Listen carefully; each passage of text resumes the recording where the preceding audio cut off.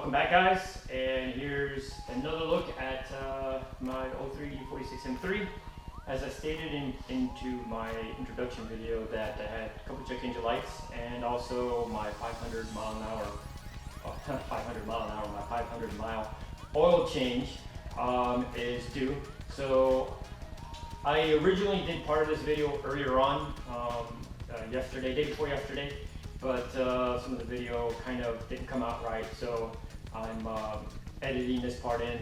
But what I have is, with the engine code on this one, it is a 2C, let me look here, a 2C, which is thermal oil sensor, 69, which is engine temperature impulsible, and then also I have a V5, which is the filter cap open or missing. I'm not really worried about the filter cap at this point. So just to give you an idea, what I have noticed is my amber oil light stays on longer than I noticed on my other E46M3.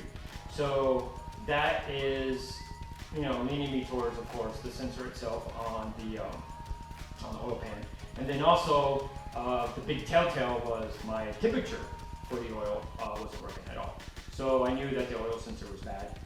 So what I ended up doing is I had a spare one from my E46 track car that I just put a brand new one in. So I have a spare one that I know that was good that I'm going to throw in there. And also code 69, which is going to be engine temp. And I know my gauge works because that's reading correctly. So I know it's just a sensor to the ECM itself. And I forget if this one is on the same circuit or not. But I'll take a look at that probably maybe within this video. I'm not 100% sure, but definitely take care of the oil one right off the bat, since I do have that sensor here.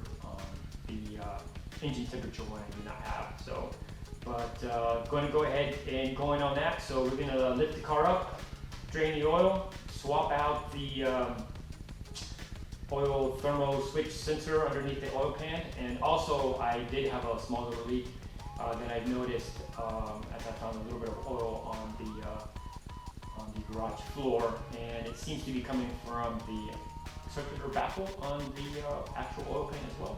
So I'm going to address that as well while I'm down there. And so yeah, stay tuned for the undercarriage part.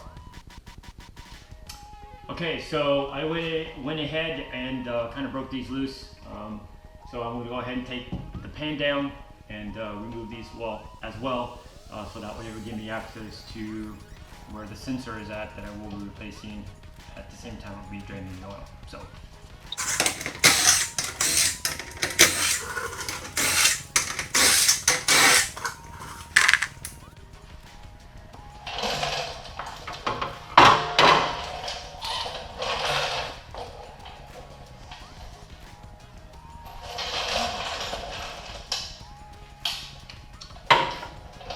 So one thing that I've had noticed as I've been running it and everything is looks like when I put this back together, somehow I didn't get it to seal correctly, as I do have a little bit of an oil leak that's coming through, so I will address that as well while I'm out. I don't have a gasket for it, so I'm probably going to end up doing is drying some RTV on it, because I know I'm going to have to come back here and drain the oil again.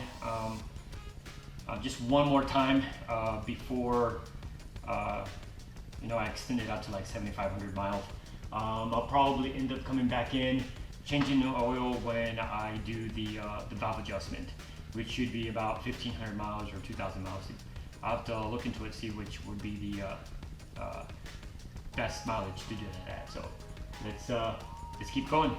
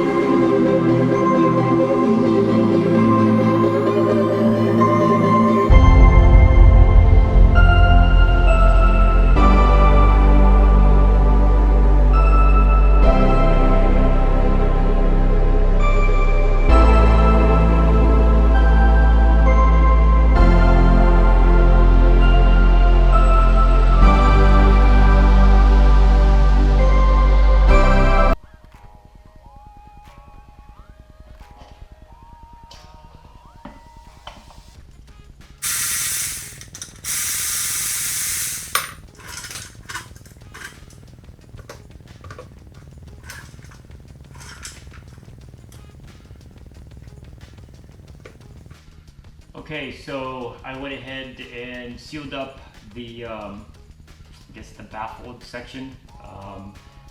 The gasket was new, so the only thing I can think of is maybe when I painted it and I took some of the paint off, so I could put the gasket on, maybe something was left behind that I didn't see, and it ended up maybe causing a leak. But I went ahead and, you know, scuffed it up a little bit and make sure, but because it was a new gasket, I went ahead and just put a little RTV on both sides, just a nice thin layer. That way I can get it to seal. I went ahead and replaced the sensor already as well. And of course, you know, I took everything down, looked around to make sure, see if there's any leaks that I've come across or anything of that sort, just to make sure. Yeah, I did find one. It's a very small one, and it's one of the notorious things for these cars. It's that oil pressure valve that is behind the headers themselves. So I was able to get in there and to try to tighten it, but she is tight, and that valve and O-ring is brand new. I'm gonna keep an eye on it. I mean, it is very small. Like, there was no oil there, but you can see there was remnants of an oil stain just slightly on the edge of the block. So like I said, I've still got to come and redo this again. We'll be going through doing another oil change in about 1,500 to 2,000 miles at the same time that I will be doing the valve adjustment. So I'll keep an eye on that to see if it keeps leaking. It sucks to have to order another piece, but then again, yeah, it is what it is. So now I'm just going to take the car back down and clear the codes and put some oil in it, and then I'll end up running it and see how she fires up. Alright guys, just got back from the test drive, and it did that oil thermal sensor 2C did clear. Now I do have my oil temp gauge that works, and what I did notice was originally, like I stated, the amber light would be on, and now what you have is, once it's working correctly, the amber light doesn't come on for the oil. What it does, it goes red, and as soon as it gets pressure, the red symbol oil will disappear.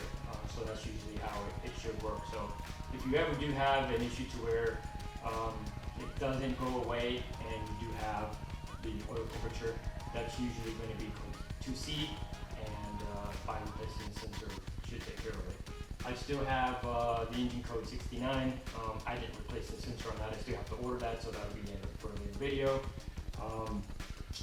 But funny thing is, on my way back from the test drive, when everything checked out fine, got it up to temp, I started climbing up on one of the hills by my house, and long and behold, started getting sputter a little bit, and come to find out it was some number 4 coil took a poop. So luckily for me, I have spares.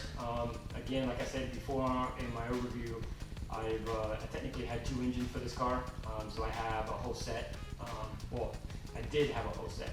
I've used one for my E46 track car, and also now I've used 2 on this motor itself.